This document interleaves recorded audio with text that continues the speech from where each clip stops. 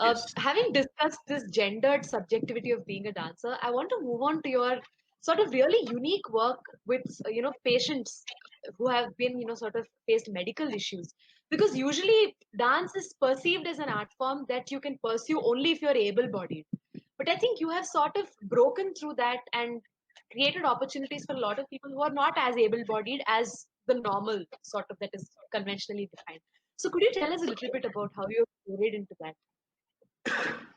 See, when I did my Arangetram, I didn't want to immediately start my own school or class because I still wanted to dance. I still wanted to learn from teachers and gurus and all that. And I didn't think that Arangetram was my benchmark and now I should start moving on and start teaching because I was not capable at that time. I don't think I had that thing in me to start teaching. And also, I always felt that if I want to use dance, it has to have a meaning. It cannot be just a class with many students and boast about it, saying that, oh, I have so many n number of students and there's so many arangetrams and all that. No, it is good. People who are dedicated to that, they're doing a good job. I don't say that that's a wrong thing. It is a good thing because it is only because of that, out of the 1,000 students, 50 get seriously into this field, which is very important because if our tradition, which Kumiben has always said, all these Bollywood dancers and contemporary dancers, different things, jive and twist and hip hop and pumping and all this. In period of time, you've always seen that one has come, it has sustained for a little while, and then it is gone. People have forgotten that the next thing comes in. But the classical form is something, the traditional arts is something that will stay on because it has got a very firm hold. It has got its tradition, it has got its culture, and people who have contributed towards that, which is allowing us to take it forward. The thought of the person who really converted me to think and who gave me the reason to think was somebody called Nikita Ghia. Nikita Ghia was a dancer, a student who had learned Bharatanatyam, and at the age of 15, she did her Arangetram. She was a student of Darpana. And by coincidence, I don't know how life takes turns. At that time, I was a designer there, so I designed her Arangetram card, which I was not even aware of the fact at that time, okay, this girl I'm going to be meeting after so many years. It so happened that Nikki, after her Arangetram, she went to Bombay for a holiday. And there, her aunt realized that she was not keeping too well. And when the doctors were consulted, it was told that she had lost both her kidneys. Now, something like that. And Nikki, again, Nikita came from a background where she lost her father when she was very young. Her mother was very strong to take care of both her children, that is her elder brother and Nikki herself. And her mother's brother shifted from Bombay to help them, move on, and he was supporting them in a very strong way. So Nikki went through a very bad phase at that time, and she was so beautiful when she was and on those Arangetram pictures. She looks really like a heroine. And then all these side effects. She started growing hair on the face and losing hair, and the face would become like a moon face and all that. So naturally, any child at the age of 15, it's the time when after school she's going into college and enjoying days and having friends and having a blast and all that. But this would keep her at home. She would not really go out much. But all along, I mean, I must say that you should be, blessed to have even wonderful friends. Even today, after Nikki has passed away, and it's a couple of years now that she passed away, her friends are still in touch with her mother, and they still maintain that. So they don't let the mother feel that she's lost her daughter. These friends come and spend that much time there. But Nikki, after 10 years, that donated kidney of her mother's also failed. So in 95, when that failed, the doctor said, now the only other possibility is if she gets another donated kidney, but getting that, matching, all that is a big problem. So they said you have to go into dialysis every alternate day. So she tried that in a couple of hospitals in Ahmedabad. It didn't work. So eventually she was going to Nadiad, which was at that time, the highway and all was not very good. So it used to take her about 2 hours to get there and 6 hours of dialysis. So she would leave early in the morning, be there by 6 o'clock, do all this dialysis, come back. But the 6 hours that she spent in the hospital, that she would listen to stories of other people who were lying on the beds of, next to her, and all these poor people, children who have left the parents at the doorstep and told the doctors, if you can't take care of them, take care of them. We don't have the money. Or parents who've left the children there at the doorstep and said, we don't have the money. We've sold the house, we've sold everything that we have, because dialysis is very expensive. And Nikki was fortunate to have her uncle who was supporting her. So in 97, she went to see an Arangetram. And then, it's like anybody like you and me and everybody, when we sit in the audience, suddenly it's like when you come out of an Amitabh Bachchan film, you want to become like Amitabh Bachchan, So Nikki, after the performance, she said, oh, I want to dance. So mother said, what? You're a dialysis patient. I don't think that's going to really work. But again, her mother was very supportive. She said, don't ask me, ask your doctors. So Nikki didn't ask her doctor. She went to the doctor and said, I'm going to dance. And she was somebody who was very strong and a solid willpower. So she went to this, the dancer who had done the Arangetram, and told the dancer, can I meet your guru? Because I'd like to learn from your guru. So the dancer said, I have a friend. Why don't you meet him? And not that he didn't want her to meet his guru, but he said, why don't you meet this person and let's see if it works. So next day I got a call and I said, Bijay bhai, there's somebody like this who's a dialysis patient, and I'd like you to meet her and I want you to teach her dance. So I said, I don't know. I mean, first of all, I'm not into teaching, and dialysis patient, I'm not very sure whether I can do that.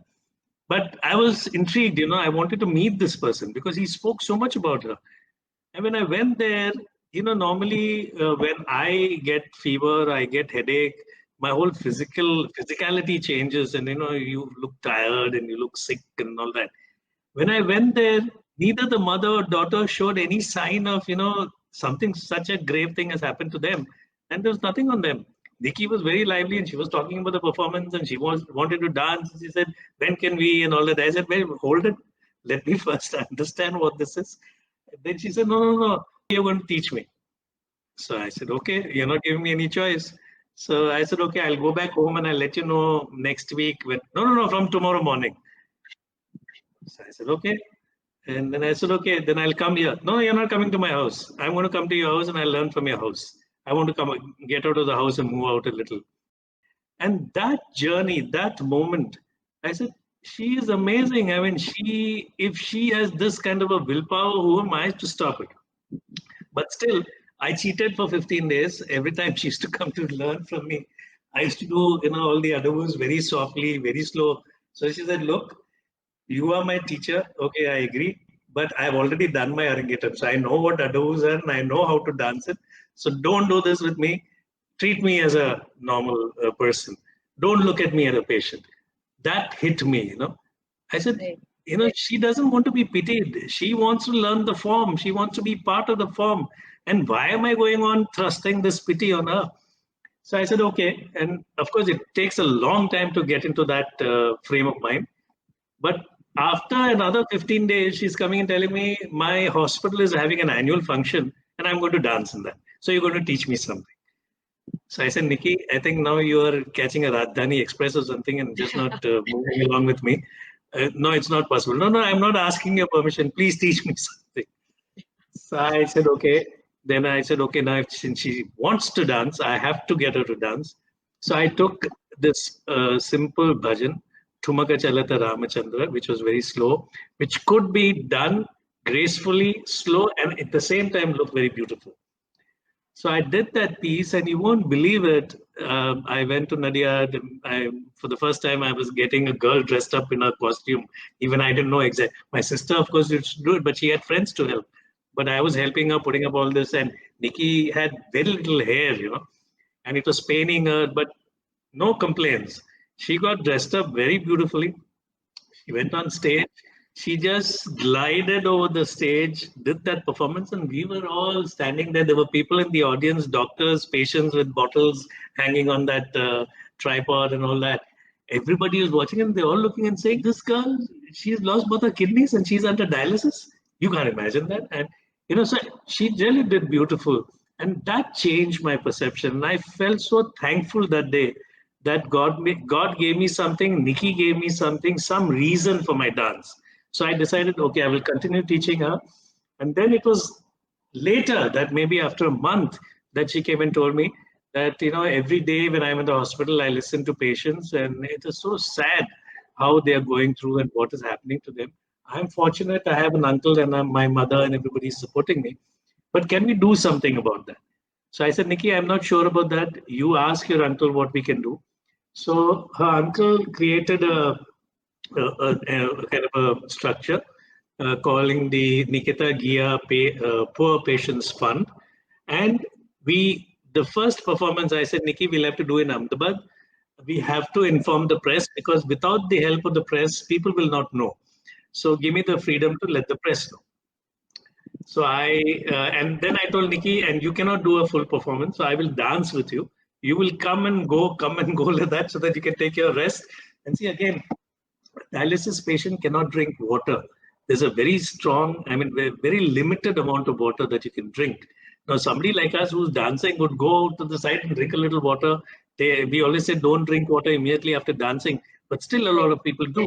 There is what do you call, glucose bottle, and there's all kinds of stuff ready there for you as you go to the wings.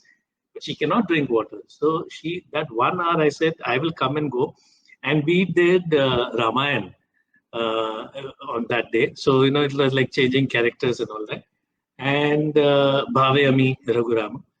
And she pulled through that. Performances absolutely wonderful.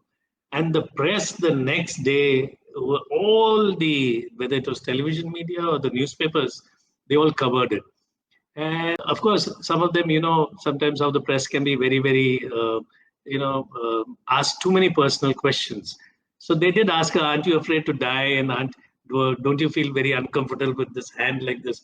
Because, for dialysis, they had created a kind of a fistula here, which would let the blood go in and come out, and which was thick. And if you, in fact, touch it, it was like a hose which was shooting, like these fire engine water sprouts. You could feel that kind of the way the blood was circulating in the body. So Nikki next day was crying, and she was cursing me for having this performance and calling the press and letting them ask her all these personal questions. Then her mother said, look, I don't think that is correct, because what he's done is basically for your own good. Because a couple of days later, she started getting calls. She started getting people coming to want an interview her. India Today interviewed her. Reader's Digest interviewed her. And many major magazines within Gujarat and India interviewed her. And then she said, okay, I know now why he had this press conference. And there was no looking back from there. Every single pie was going into her Poor Patients Fund. And every month, she would go and personally tell the doctor, such and such a patient needs help. Don't tell her. And she would never let anybody know that she's helping them financially. But the interest of the money that she was creating, she was using to help poor patients. And she did that till the last day of her life. Even though at some particular point of time, I had to tell her, there also I lied. I told her, Nikki, I'm too busy, right now I don't have the time to take your class and teach you, because I could see that her body was getting brittle, because all these dialysis patients, the bones get very brittle and all that. And I knew dancing could be a risk. So I blamed it on myself, and I told her, now I don't have the time. So if you are getting offers for performances and people want to support your cause, let me know. I will dance with my students. We will manage the rehearsals and all that. And that way we did it. But at the same time, few of our friends came forward. Somebody amazing, a singer, a person who sings beautiful bhajans, Namrata Shodhan. She and her friend, Dr. Darshana Thakur, together, they decide that every performance that they do, they would donate a certain amount to Nikki's fund. And the same way, a very close friend who's a vocalist, Lalitya Munsha, she also helped Nikki a lot. And, when I was turning 50, I told Nikki, my 50th birthday is coming and I'm going to celebrate. She said, okay, you celebrate 50, I'll celebrate 25. I said, you're much older than that. You're not 25. She said, no, you're talking about your age, and I'm talking about me being on dialysis for 25 years.